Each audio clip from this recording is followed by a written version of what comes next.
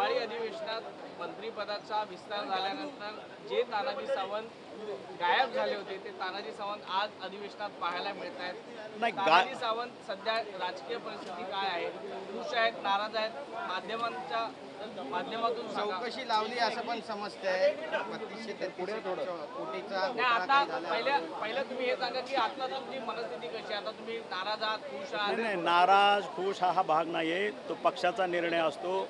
नाराज व्हायचाही प्रश्न नाही। पक्षानं जी जी जबाबदारी दिली त्यावेळेस ती पार पाडणं आपलं काम असतं, आलं लक्षात।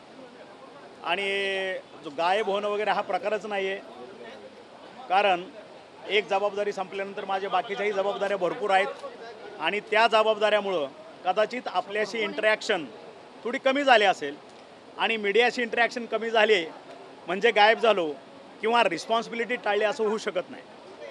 राहिला विषय हा जो 2 दिवस मीडियानं जो चालवला याचा खरं तर ह्याची माहिती घेणं गरजेचं आहे। मी माननीय मुख्यमंत्री, आपले माननीय उपमुख्यमंत्री यांच्याशी माझी चर्चा झाली। अशा कुठल्याही गोष्टीला मंत्रिमंडळानं किंवा मुख्यमंत्र्यांनी स्थगिती दिलेली नाही फॉर युअर काइंड इन्फॉर्मेशन, एक भाग। दुसरा भाग, आता 3190 कोटीचा हा घोटाळा झाला। ज्यावेळेस तुम्ही बघितलं असेल 108च्या बाबतीत 10,000-12,000 कोटीचा घोटाळा झाला। पण हे सगळं काम करत असताना ज्याच्यामध्ये महाराष्ट्र शासनाच्या तिजोरीतून 1 रुपयाही कुठं समोर गेलेला नाही, अशा केसमध्ये आभासी जगामध्ये जगायचं आणि घोटाळे झाले म्हणायचं आणि एखाद्याला पर्पजली बदनाम करणं हे चुकीचं आहे।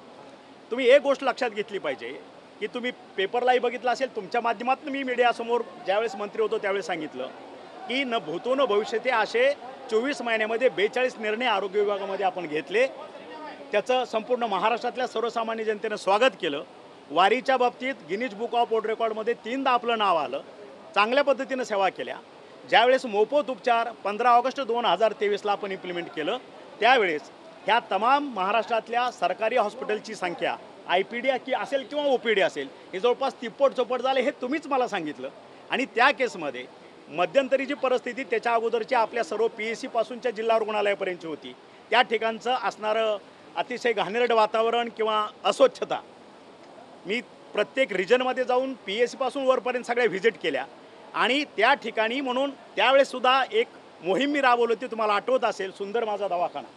त्यावेळेचे गावकरी, तिथले लोकप्रतिनिधी, सरपंच, आमदार, जिल्हा परिषद सदस्य आणि संपूर्ण आमचा आरोग्य विभागाचा स्टाफ ह्यांनी ती मोहीम प्रत्येक महिन्याला राबवायची, त्याचे फोटोग्राफ अपलोड करायचे वरिष्ठ अधिकाऱ्यांना।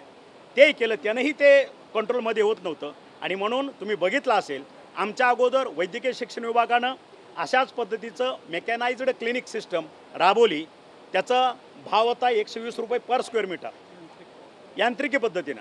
अगोदरचा तुम्ही जो सांगितलं की 70 कोटीमध्ये, एक ध्यानात घ्या, 70 कोटीमध्ये मॅन्युअली महाराष्ट्रातले जवळपास 2,500 हॉस्पिटलची स्वच्छता मेंटेन करणं शक्य आहे का हे तुम्ही ॲनालिसिस करा। आणि ते शक्य नव्हतं, IPD OPD वाढलेली होती, म्हणून हे यांत्रिक पद्धतीने जाणं हे खात्याकडनं ज्यावेळेस हे पुटअप केलं गेलं त्यावेळेस मी त्यांना सांगितलं की बाकीच्या खात्याची माहिती घ्या।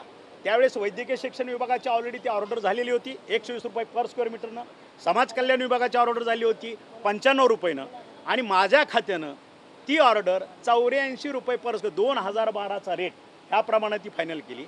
अगोदर असं ठरलं की हे केंद्रशासित ज्या काही एजन्सी आहेत त्यांच्याकडे ते सुपूर्द करून आम्ही तिकडं दिलं होतं केंद्राकडं की महाराष्ट्रभर हे काम करायचं म्हटलं तर मोठी यंत्रणा लागेल आणि त्या कंपनीला ते केंद्र बघून घेईल, ते त्याप्रमाणे ते पास होईल। पण हायकोर्टामध्ये आपल्यातलेच कोणीतरी लोक गेली आणि कोर्टानं तो सेंट्रल कंपनीला देणं हे रद्द केलं आणि म्हणून महाटेंडरवरती ह्या ठिकाणी ते पब्लिश झालं। त्या ठिकाणी 12 लोकांनी त्या ठिकाणी कॉम्पीट केलं, 5 लोक लिस्टिंग झाली आणि त्याच्यामध्ये जे आज कुठली कंपनी आहे त्यांना त्या पद्धतीनं ते काम मिळालं, त्यांचं MOU झालं, वर्क ऑर्डर झाली आणि आमचे इलेक्शन लागले। त्याच्यानंतर परत काय झालं त्याच्यातली कुठलीही माहिती माझ्याकडं नाही। मला जे काही काल आपल्या खात्यातनं जी माहिती मिळाली की अशा पद्धतीचं कुठलंही 1 रुपयाचाही ट्रान्झॅक्शन महाराष्ट्र शासनाच्या तिजोरीतून त्या कॉन्ट्रॅक्टरच्या खात्यावरती दिलेलं नाही आणि आयुक्तांनी त्याच्यावरती हे सांगितलं गेलं की आमच्याकडे बजेटरी प्लॅनिंग नसल्यामुळं तात्पुरतं आम्ही हे थांबवतोय। माननीय मुख्यमंत्र्यांनी सांगितलं की ह्याला अशा पद्धतीची कुठलीही स्थगिती दिली नाही, कारण माझ्या हॉस्पिटलमध्ये येणारा हा वर्ग जो आहे तो रोजंदारी करणारा 200-400 रुपये करून स्वतःचं पोट भरणारा, कारण ज्याला 10,000 रुपये पगार आहे तो सुद्धा आज गव्हर्नमेंट हॉस्पिटलला जात नाही, तो प्रायव्हेट हॉस्पिटलमध्ये जातो. हे डोक्यात ठेवून आपला दवाखाना ही संकल्पना माननीय मुख्यमंत्र्यांच्या तत्कालीन मुख्यमंत्र्यांच्या माध्यमातून आम्ही पुढे आणली. त्याच्यानंतर मोफत उपचार सुरू केले आणि अपग्रेडेशन करण्यासाठी ह्या पद्धतीची भूमिका जर घेतली असेल, आणि मला वाटतं तुम्हीच ॲनालिसिस करा, 2,500 हॉस्पिटल ह्याचं क्लिनिंग स्वच्छता, ही वाढलेली भूमिका, पेशंटची वाढलेली संख्या, हे 70 कोटीमध्ये शक्य आहे का? म्हणून खात्यानं ठेवलेला प्रस्ताव हा मेकॅनाइज्ड तांत्रिकी पद्धतीनं स्वच्छता करणं ह्याच्यावरती गेलेला होता. त्याचा निर्णय मी त्यावेळेस घेतलेला आहे. 2 गोष्टी असतात, शासन म्हणून धोरणात्मक निर्णय घेणं आणि खात्याला एक डिरेक्शन देणं हे मंत्र्याचं काम असतं, आणि ते चांगल्या पद्धतीनं योग्य पद्धतीनं फ्रेममध्ये बसून इम्प्लिमेंटेशन करायचं काम हे प्रशासनाचं असतं. ह्या 2 गोष्टी वेगळ्या असतात. आणि म्हणून हे पुढं काय झालं, त्याचं काय झालं, त्यावेळेससुद्धा टोटल टेंडर त्या 108मध्ये काय 12,000 कोटीचा असेल, 12,000 कोटीचा घोटाळा झाला. त्या केसमध्येही कुठंही रुपयाचं ट्रान्झॅक्शन झालेलं नाही, कुठंही समोरच्याला रुपयाला, कारण ते न्यायप्रविष्ट होतं, आजही न्यायप्रविष्ट आहे. आणि सभागृहात त्यावेळेससुद्धा मी आश्वासन दिलेलं होतं की जोपर्यंत माननीय हायकोर्टाचा निर्णय येत नाही, as per the direction given by the high court, त्याप्रमाणे हे जे इम्प्लिमेंटेशन होईल. आज हे रेकॉर्डवरती ते आहे. आणि ह्या बाबतीत जे माननीय मुख्यमंत्री आणि उपमुख्यमंत्री निर्णय घेतील, त्याची चौकशी करतील. मी तरी म्हणेन चौकशी करावी. आपणही आपल्या माध्यमातून सांगा, ह्या प्रत्येक टेंडर प्रोसेसची काय आज जे विरोधकांनी जी पोटतिडी काय त्यांची, किंवा त्यांना माहीत आता 5 वर्ष काहीच नाही, आज प्रचंड 234-35 आमदार घेऊन आज आम्ही महाराष्ट्राच्या विकासासाठी चाललेलो आहे, या आमच्या 3 नेत्यांच्या माध्यमातून. आणि मग आता कुठला ना कुठला विषय काढायचा आणि एक बर्निंग इश्यू करून एक आहे सो कॉल्ड जे नेते आहेत त्यांना टार्गेट करायचं, आणि त्या टार्गेटच्या माध्यमातून मग आम्ही विचलित होऊ आणि त्यांच्यावरती काहीतरी, ते जसं आपल्याला कुत्रं चावतं आपण कुत्र्याला चावतो का, चावत नाही, त्याच्यामुळे त्यांना बरोबर द्या. आमच्यावर कित्येक नेत्यांनी सांगितलं. मी मागच्या वेळेसही बोलवतो की संजय राऊतला ज्यावेळेस मी आरोग्यमंत्री असताना मी एक सीट मेंटल हॉस्पिटलमध्ये ठेवलेलीच होती. आजही आजच्या जे काय सध्याचे आमचे आरोग्यमंत्री आहेत आमचे प्रकाश आंबेडकर, त्यांनाही आज विनंती करतो की अजूनही यांना त्याची गरज आहे, सायकॅट्रिकची गरज आहे, त्यांच्याकडनं त्यांना चेक करून घ्या. त्याच्यामुळं हे टेक्निकल बाब आहेत, याच्यामुळं फारसं खोलात मला वाटतं मी जे आपल्याला एक्सप्लेनेशन दिले याच्यामध्ये आपणही खोलात जा, आणि काय अडचण असेल तर परत मी आपल्यासमोर येतो आणि त्याचं उत्तर देतो. सर, आप जब भी आरोग्य मंत्री तुम्ही सरकारला, सेंट्रल एव्हिएशनला, गृह खात्याला सगळ्यांना अंधारात ठेवलं, सगळ्यांना फसवलं, असा सुद्धा आरोप तुमच्या वैयक्तिक कारणासाठी तुम्ही माजी मंत्री असल्याचा गैरफायदा घेतला असं विरोधक म्हणतात. विरोधक काय म्हणलं तर त्यांचं परसेप्शन आहे, त्यांच्या परसेप्शनला मला उत्तर द्यायची काय गरज नाही.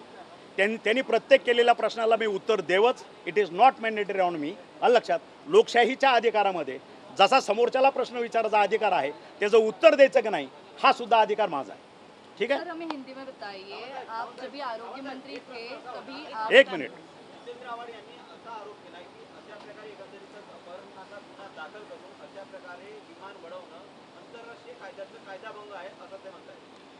त्यांना विचारा ना, कायदेभंग असेल तर त्यांनी त्याप्रमाणे कायदेशीर कारवाई चालू करावी. बरोबर आहे का नाही? हे मला विचारून काय, एक वडील म्हणून 100 व्यक्तींच्या कुटुंबाचा प्रमुख म्हणून मला जो निर्णय घ्यायचा होता, मी जी काय सगळ्याकडं एक विनंती केली, सगळ्याकडं सहकार्याची अपेक्षा केली, एक बाप म्हणून माझी चूक नाही आहे. आणि माझ्या ठिकाणी आपल्यातला कुणीही किंवा स्वतः जितेंद्र आव्हाड आणखी कोणी ह्या ठिकाणी असतं तर वडिलाचं कर्तव्य म्हणून जे करावं लागलं असतं ते त्यांनी सुद्धा केलं असतं. एवढंच मला आपल्या माध्यमातून सांगायचं आहे. असं आहे की याच्यावरनं खूप राजकारण केलं जातं. शेवटी हा तुमच्या कुटुंबातला प्रश्न आहे, पण नेमकं त्यावेळेला काय घडलं होतं, ती घटना नेमकी काय होती ती जरा सांगितली तर त्याच्यावर. सांगायचं एकच काम आहे की एक लक्षात घ्या, माझे टोटल माझ्या कुटुंबातली जे काही तरुण पिढी आहे पुढच्या आमच्या 5 भावांची ती 11 मुलं आहेत. आणि आमच्या ह्याच्यातला एक अलिखित नियम आहे असा की कुठलाही माझा मुलगा कुठल्याही बिझनेससाठी किंवा कुठल्याही ह्याच्या माझ्या कारखान्यावर किंवा कुठल्या माझ्या ऑर्गनायझेशनमध्ये जात असेल तर जाता जाता आमच्यातली पद्धत आहे की सकाळी 1 तासामध्ये आम्ही एकमेकाला इंटिमेट करतो. दे आर इंटिमेटिंग मी, साहेब मी इकडे चाललो आहे किंवा मी इकडे चाललेलो आहे, मी दिल्लीला चाललो आहे, मी आणखी कुठं चाललेलो आहे, हे सगळं माहीत होतं. आणि त्यानंतर जे काय त्या दिवशी घडलं विदाऊट इंटिमेशन असं झालं कसं, आणि मोबाईल स्विच ऑफ झाला, त्याच्यामुळं मी थोडा पॅनिक झालो. आणि पॅनिक झाल्यामुळं ह्या पुढच्या ॲक्शन मी नाही, माझे सगळेच पुतणे, माझे सगळे भाऊ, माझ्या कुटुंबातले सर्व सदस्य सगळे पॅनिक झाले. कारण माझ्या कुटुंबाची गेली 60-70 वर्षातली ही परंपरा आलेली आहे चालत, त्याच्यामुळं त्याच्यात वेगळं काही नाही आहे. सर हमें हिंदी में बताइए, आपके बेटे के बैंकॉक ट्रिप को लेके अभी बोल दिया है, चलो बाय. सर